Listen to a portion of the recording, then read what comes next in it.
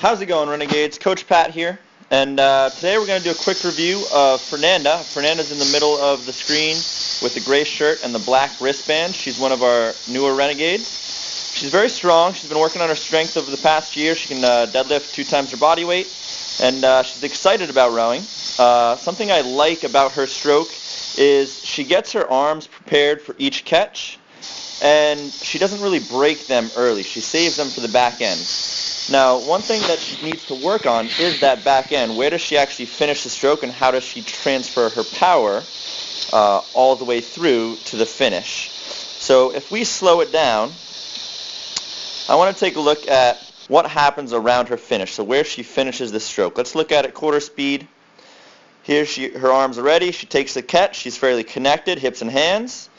But then as she finishes the stroke, her knees go down, but before the handle gets to her body, her knees come back up again. And you kind of see the hands go up and over the knees, so the hands aren't quite level. And that chain kind of jumps around and flops around a bit. So in order to get more bang for her buck and get more power at the end of each stroke, she just needs to be a little more patient and stay connected to the footboards as she pulls that handle to her body. So if we were to actually draw a circle over her feet, I want you to watch what happens to the balls of her feet and her foot as she finishes that stroke. So before she even breaks the elbows or pulls the handle into her body, her feet are already coming off the footboards and she's no longer connected to the machine. So that means in this back end here, right as her knees are just about down, she goes to break her elbows and pull the handle in, and her feet start to come off the footboard. So from this point forward, if we were to draw a line from where her handle is, here, back to her finish, here, that's a good foot to maybe 1.5 feet where she's no longer doing any work on the machine.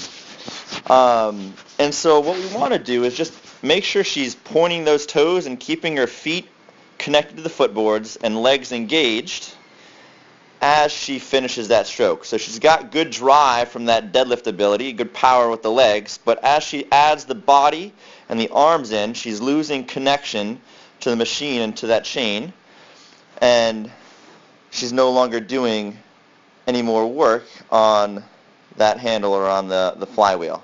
So things are just kind of slowing down.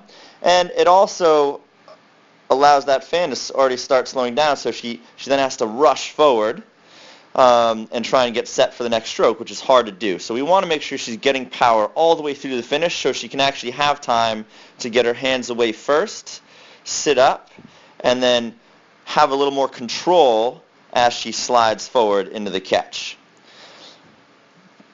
So a good drill that she can really focus on in her warm-up would be the pick drill, just rowing arms only, pointing the toes, keeping her quads engaged and her legs locked down as she just rows arms only, and then building on that, adding the body and swinging through the hips, so rowing arms and body, and then starting to come up to half slide and take some strokes, and then up to full slide, but only if she's staying connected to those footboards and maintaining the power and the force on that handle all the way through to the finish.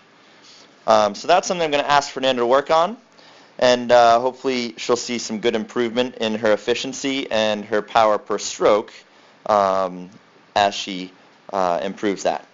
So keep training hard, guys, and get excited for Crash Bees. Once again, if you have any questions, pat@renegaderowing.com. I'd love to hear from you. All right, have a great day.